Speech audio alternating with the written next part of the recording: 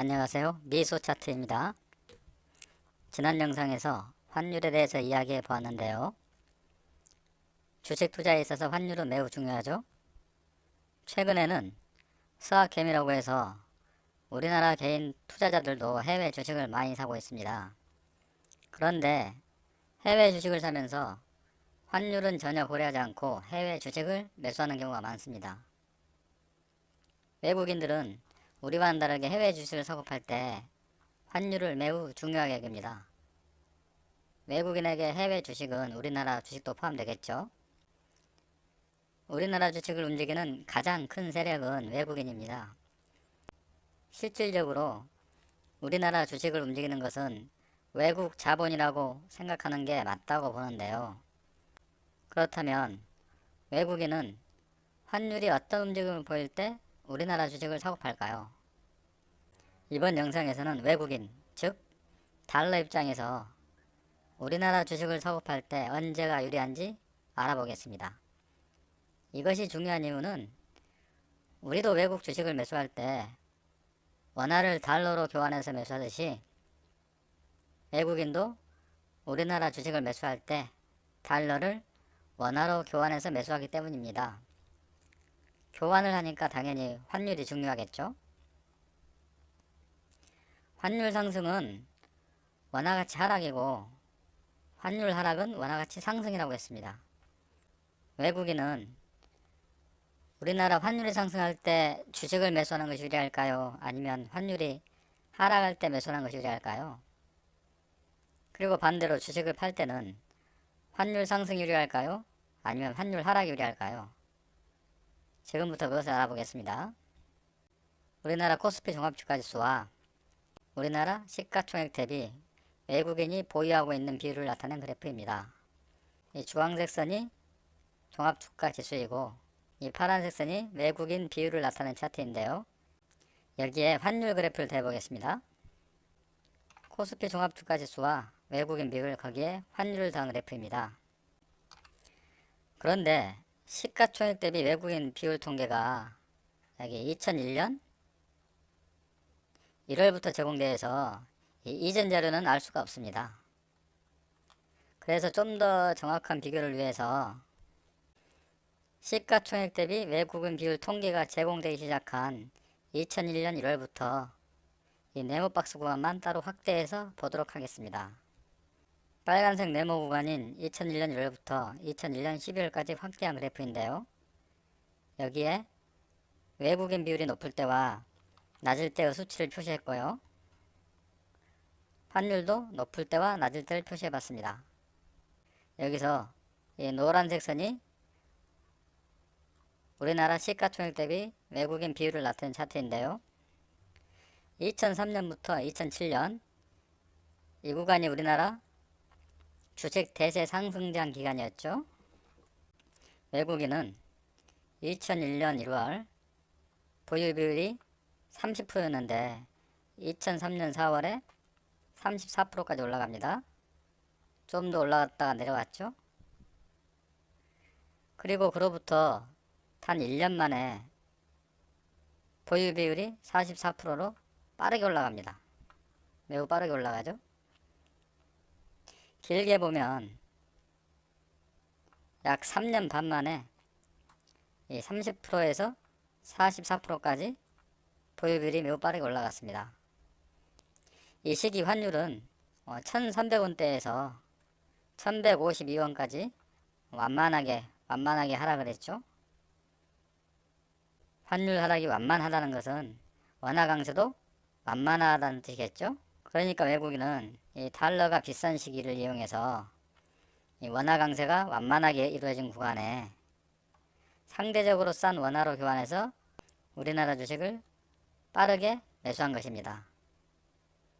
그리고 이때는 우리나라 주식도 등락이 매우 심한 편이지만 2007년 고점에 비하면 아직도 한참 많이 낮은 상태죠. 외국인 비율이 이렇게 급격하게 올라간 이 구간, 분홍색 환율 그래프를 잘 보시면 1230원대에서 1152원대까지 떨어지나요? 그리고 외국인이 우리나라 주식 목표 비중을 채우고 나니까 환율이 급격하게 하락하죠. 이처럼 환율이 급격하게 하락하는 걸 볼 수 있습니다. 코스피가 제일 고점인 구간에서는 환율이 914원대까지 떨어졌습니다. 이렇게 환율이 크게 떨어지는 구간에 외국인은 우리나라 주식을 팔았죠. 외국인 비율이 급속하게 내려온 걸 볼 수 있습니다. 특히 팔 때도 환율이 떨어져 원화가 제일 강세 구간, 이 구간에 우리나라 주식을 가장 많이 팝니다. 외국인은 이미 여기서도 주식을 많이 팔았었죠. 이때도 원화는 계속해서 강세 구간으로 진입합니다. 그리고 2004년 외국인 보유 비율이 44%를 찍고 보유 비율이 계속해서 내려오죠. 이렇게 내려오는데 외국인 보유 비율이 급속도로 낮아진 이 구간, 이때는 우리나라 환율이 910원대로 원화가 제일 강세 구간입니다. 원화가 제일 강세 구간 이 구간에서 외국인은 주식을 매우 빠르게 파는 것을 볼 수 있습니다. 이처럼 외국인은 우리나라 원화가 매우 쌀 때 원화를 많이 바꿔서 우리나라 주식을 매우 빠르게 사고 주가가 오르고 난 후 그 오른 주식을 팔 때는 원화가 비쌀 때 팔아서 싸져 있는 달러로 바꿔 자기 나라로 돌아갑니다. 이렇게 되면은 주식이 올라 이익을 보고 그 이익금을 다시 원화 강세일 때 싼 달러로 바꾸면서 처음 원화로 바꿀 때보다 많은 달러를 확보하게 되는 것이죠. 이를 환차익이라고 하는데 외국인 입장에서는 꽉 먹고 알 먹는 셈입니다. 자, 이것을 좀 더 쉽게 말해본다면 처음 100달러를 환율이 1200원일 때 우리나라 원화로 교환합니다. 그럼 12만원이 되겠죠? 이 교환한 12만원을 우리나라 주식에 투자한다고 가정해 보겠습니다. 이 교환한 12만원을 투자했는데 주가가 2배가 상승했습니다. 주가가 2배가 상승했으니 24만원이 되겠죠? 그럼 외국인은 이때 주식을 팔아서 24만원을 다시 달러로 교환하여 자기 나라로 돌아가야 합니다. 24만원을 환율 910원일 때 달러로 교환하면 263.7달러가 됩니다.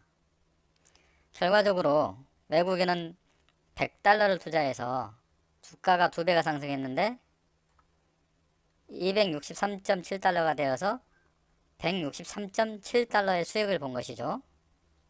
처음 100달러를 투자해서 주가가 2배 상승했으니 200달러가 되어야 맞지만 환차익으로 63.7달러를 앉아서 버는 겁니다.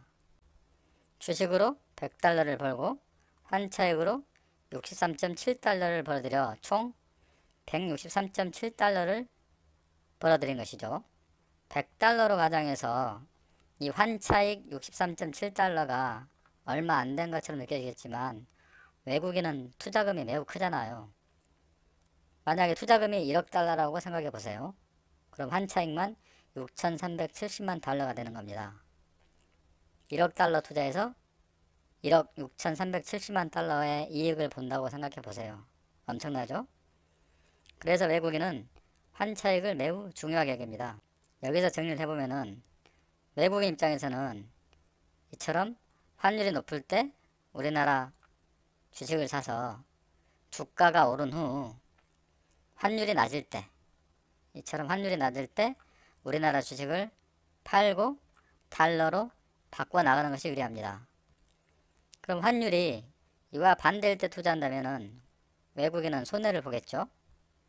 환율이 낮을 때 우리나라 주식을 사서 환율이 높을 때 우리나라 주식을 팔고 달러로 바꿔 나가면은 이 환차익이 아니고 환차손을 보게 되잖아요. 그래서 외국인은 달러가 강세일 때, 즉 이렇게 환율이 높을 때 이렇게 환율이 높은 구간에서 우리나라 주식을 사게 될 가능성이 매우 높은 거죠. 그럼 지금은 어떤 환경일까요? 지금도 환율이 좀 높은 편이죠. 우리나라 시가총액 외국인 비율은 좀 낮은 편이지만 좀 올라가고 있는 상태입니다. 과거 2003년, 2004년처럼 이렇게 환율이 높은 상태를 유지하면서 외국인 비율이 이렇게 빠르게 높아지는지 잘 관찰할 필요가 있겠죠. 여기서 외국인 비율이 매우 빠르게 올라가거나 환율이 고점에서 좀 머물러 있다면 외국인은 우리나라 주식을 매수하기 아주 좋은 환경인 것입니다. 그럼 이제 여기까지 내용을 이해했다면 외국인 입장이 아닌 우리나라 사람이 외국 주식을 살 때는 어떤 환경이 유리할까요? 요즘 서학개미라고 해서 우리나라 개인들도 외국 주식 많이 삽니다. 그런데 주위 친구들 보면은 환율을 전혀 고려하지 않고 외국 주식을 사는 것 같다는 생각이 듭니다. 우리나라 사람이 외국 주식을 살 때는 외국인이 우리나라 주식을 살 때와 환율이 반대인 경우가 유리하겠죠? 즉, 환율이 낮을 때, 이처럼 원화 강세일 때 싼 달러로 교환해서 외국 주식을 사는 것이 유리하고, 외국 주식을 팔고 우리나라로 돌아올 때는 환율이 높을 때, 즉 달러가 강세일 때 싼 원화로 교환해서 우리나라에 돌아오는 것이 더 유리하겠죠. 그럼 지금이 과연 그런 환경인지 생각해 볼 필요가 있겠죠. 지금은 환율이 좀 높은 편입니다. 이때는 외국에서 우리나라로 돌아올 때가 유리하겠죠. 우리나라에서 외국으로 나가기에는 유리한 환경이 좀 아니라고 생각되네요. 그래프를 보면서 정리해 보면은 외국인 입장에서는 이렇게 환율이 강세일 때, 강세일 때, 강세일 때, 강세일 때, 강세일 때 원화로 바꿔서 우리나라 주식을 사는 것이 유리하고, 이처럼 환율이 약세일 때, 약세일 때, 약세일 때, 약세일 때 주식을 팔아 달러로 바꿔서 자기 나라로 돌아가는 것이 유리합니다. 우리나라 입장에서는 이렇게 환율이 약세일 때, 약세일 때, 약세일 때, 약세일 때 달러로 바꿔서 외국 주식을 사서 환율이 강세일 때, 강세일 때, 강세일 때, 강세일 때 외국 주식을 팔고 원화로 바꿔서 우리나라로 돌아오는 것이 유리합니다. 그렇다면 우리나라는 이럴 때 외국 주식을 사는 것이 유리하겠죠. 그래서 지금이 환율 강세 환경인지 환율 약세 환경인지를 보는 것이 중요합니다. 이를 바꿔 말하면은 이 강달러 시대가 계속 갈 것인지 약달러 시대가 올 것인지가 중요하겠죠. 우리나라 환율이 오르고 위에서 놀고 있다면은 이거는 강달러 시대가 계속 간다는 것이죠. 우리나라 환율이 높으면 달러가 강세라는 의미잖아요. 반대로 우리나라 환율이 아래로 내려면은 약달러 시대가 옵니다. 약달러니까 우리나라 원화는 강세가 되겠죠. 과거 2000년대처럼 우리나라 원화가 이처럼 강세 환경을 보이면은 우리나라 주식은 이렇게 상승을 합니다. 원화가 강세로 바뀌었을 때 주식은 빠르게 상승하죠. 원화가 강세로 바뀌었을 때 주식은 빠르게 상승.